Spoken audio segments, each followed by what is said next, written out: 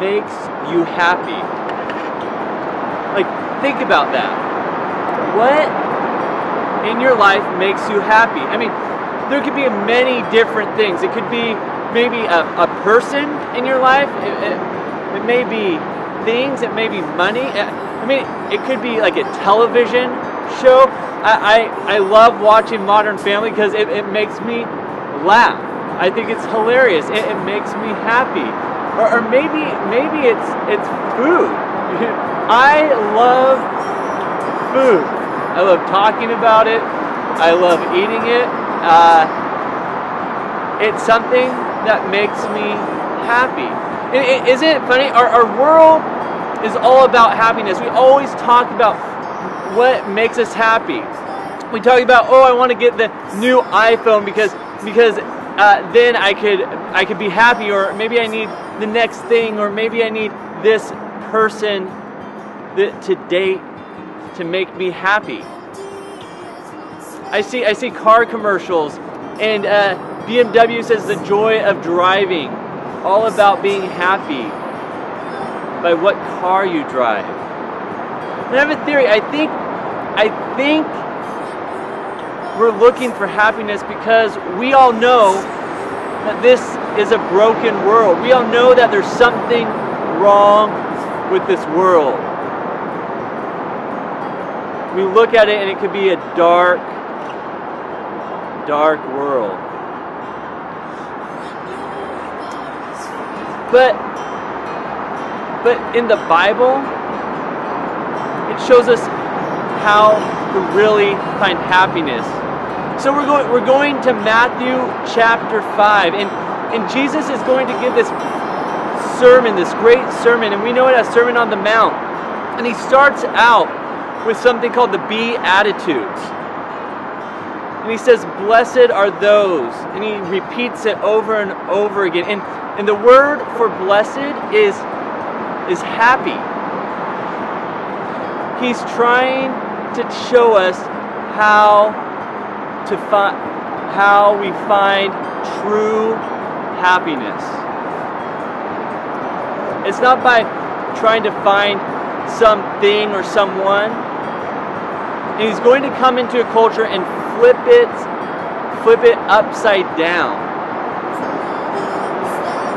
In Matthew 5, verse 3, Jesus starts out saying, blessed are the poor in spirit, or happy are the poor in spirit, for theirs is the kingdom of heaven. But what's he talking about? Poor in spirit? I have to be happy by being poor in spirit? And what he's showing us is that we don't have control of our lives. Like, I am a person who loves to be in control. Like, I like to have some control of my life, some control of my future, but in all reality, we're not in control. Here's some signs of you liking control. Maybe you want to take revenge on someone who's wronged you. Or maybe you want to manipulate a friend to do something for you. Or another way we like to have control is that we worry about our future.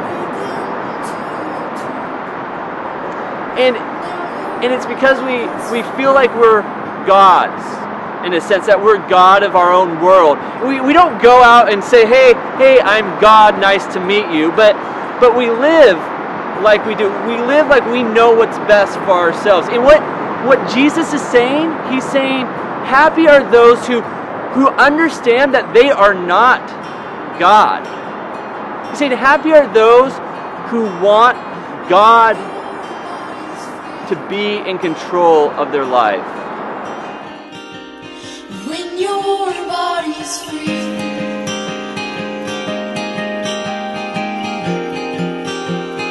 I'll be holding you.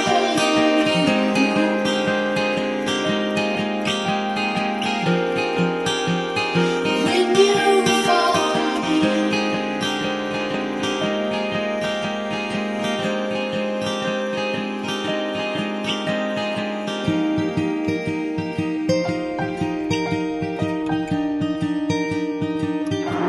are truly poor in spirit, then the kingdom of heaven is ours. We get to take part in God's plan.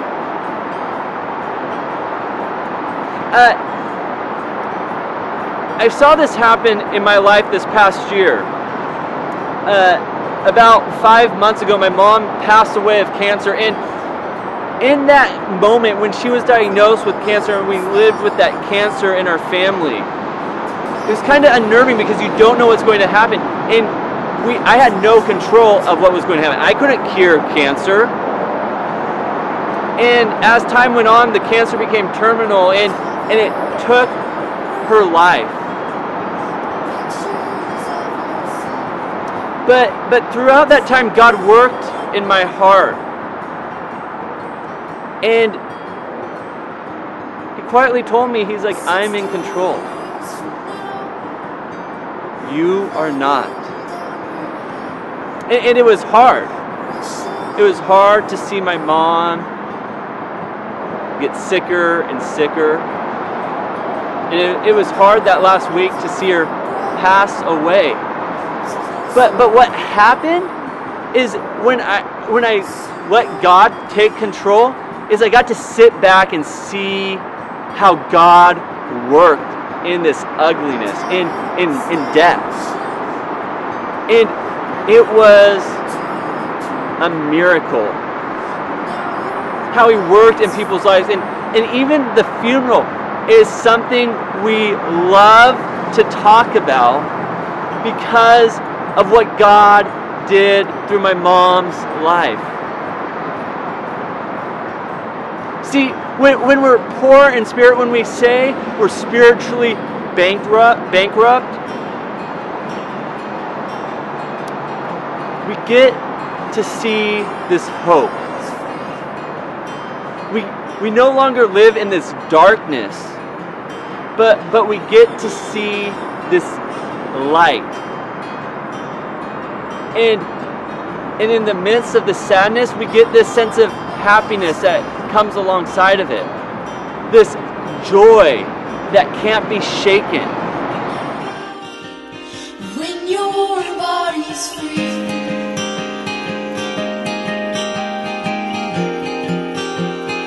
I'll be holding you.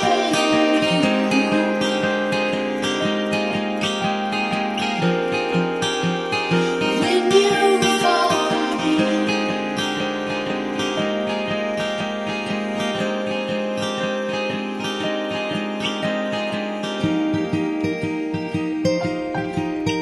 Because the thing is with finding happiness in things and people is that it disappears, doesn't it? I mean, you get something and then it lasts for a little bit and then we want something else.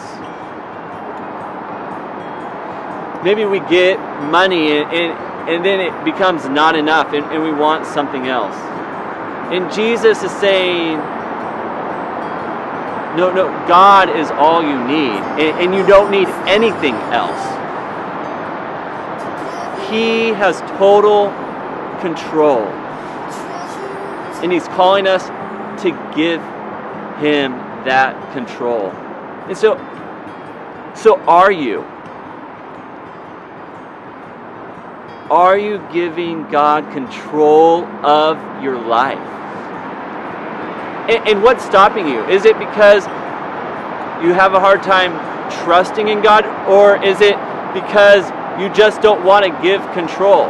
You like to take control of your life.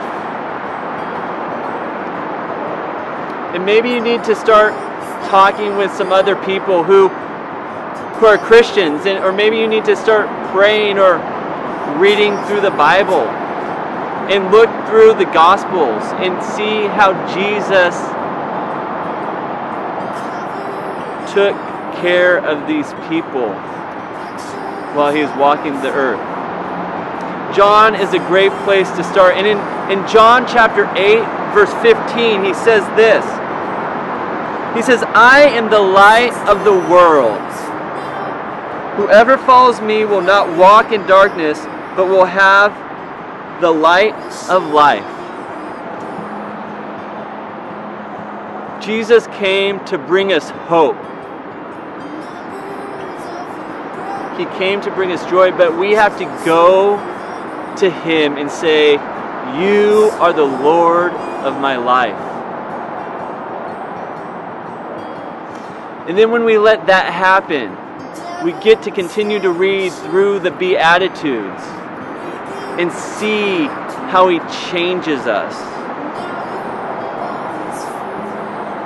to find true happiness.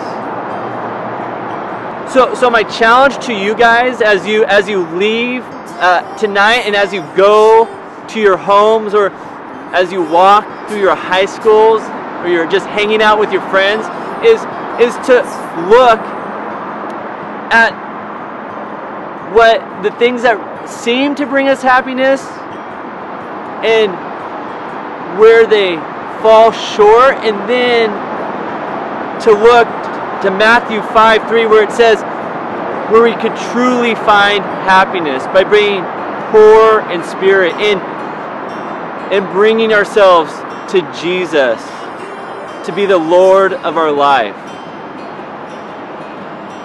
and see where He could work in our lives to lead us, whether it's in relationships with your friends or in relationship with a boyfriend or girlfriend or school or work or family.